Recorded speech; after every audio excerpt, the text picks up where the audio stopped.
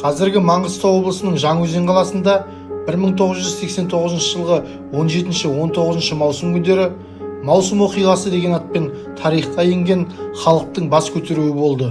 Мұнайлы бай өлкеде тұрса да тұрмыс жағдайы нашар, үй-күйі, жұмысы жоқ, өз жерінде өзге ұлттан төмен күн кешіп жатқан жергілікті халыққа, жастарға саяси тұрғыдан дұрыс бағдар беретін, оның себептерін ашып, шындықты айтатын ұйым қажет болды. Бұл әлеуметтік кикілжіңнің шығуына басқа республикалардан келіп жұмыс істейтіндердің жергілікті халықтың дәстүрлері мен мүддесімен санаспай дөрекілік көрсетуі себеп болды. Дүмпу жергілікті тұрғындар мен Кавказдан келген қоныс аударғандар арасындағы кикілжіңнен басталып, арты қақтығысқа ұласты.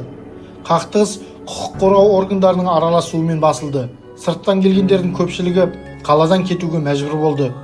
Бұл оқиғаның астарында жылдар бойы қордаланып, дұрыс шешімін таппаған тұрғын үй, мектепке дейінгі балабақшалардағы кезек, жастар арасындағы жұмыссыздық сияқты әлеуметтік мәселелер, сондай-ақ мұнай мен газ өндірісін Мәскеудегі орталықтан басқаратын одақтық министрліктердің әміршіл әкімшіл жүйенің жергілікті тұрғындар арасынан кадр даярламай, жұмыс күшін республикадан тыс жерлерден әкеліп, мұндағы халықтың мүддесін ескермей жүргізген сыңаржақ саясаты жатты.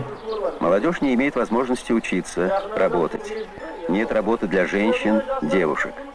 А ведь тенгизское месторождение действует уже 27 лет, но до сих пор здесь работают вахтовым методом, не готовя свои местные кадры.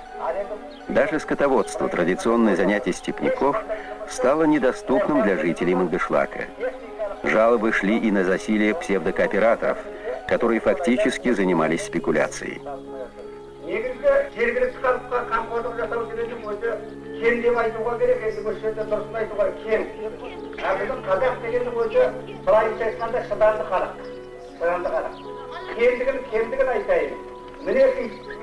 Мұнайдың ашылғаннан бері қарай 27 жыл болды. 27 жылдан әр мұнайдың мекемелерінің несі кетеді, Солақай саясат нәтижесінде бірсыпыра артықшылықтарға ие болған кавказдық ұлт өкілдері мен қазақтар арасында әуел төбелестен басталған араздық түнде үлкен толқуға ұласты. Ішкі істер бөлімі қоршауға алынды. 17 маусым күні жағдай тіпті өршіп кетті. Қаладағы милиция қызметкерлері Макаров пистолеттерімен қаруландырылды. 18 маусымда үкімет қосымша арнайы ішкі істер әскерін шақыруға мәжбүр болды. Жедел түрде 250 арнаулы үйретілген әскер, 193 ішкі істер қызметкері келіп жетті. Олар АК автоматымен, 1 КС карабинімен, пистолетпен, черемуха гранаттарымен, қалқан дулығалармен қаруланған еді. Сағат 21:40-та Қазақ КСР ішкі істер министрлігінің орынбасары генерал Зайцев қазақтарға қарсы оқ атуға бұйрық берді.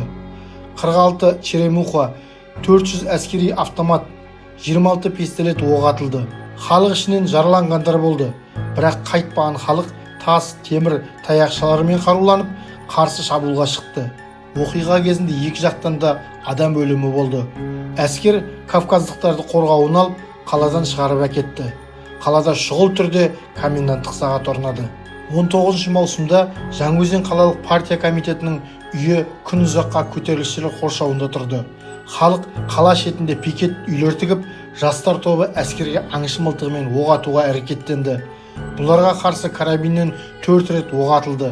Шарасы таусылған үкімет халықпен сөйлесу үшін Алматыдан жазушылар Әбжәміл Нұрпейісов, Әнуар Әлімжанов, Зейнулла Қабдолов, Әбіш Кекілбаевты алдырды. Жағдай содан кейін ғана сабасына түсе бастады.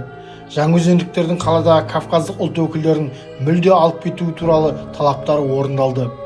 Оқиғаның ізін суытпай Нұрпейісов литературная газетада, Кекілбаев пен Әлімжанов қазақ әдебиетінде оқиғаның себеп салдарын ашқан мақалалар жариялады. Үкімет Жаңаөзен қаласының тұрғындарын толық жұмыспен қамтып, әлеуметтік тұрмыстық жағдайларын жақсартуға бағытталған арнаулы қаулы қабылдады.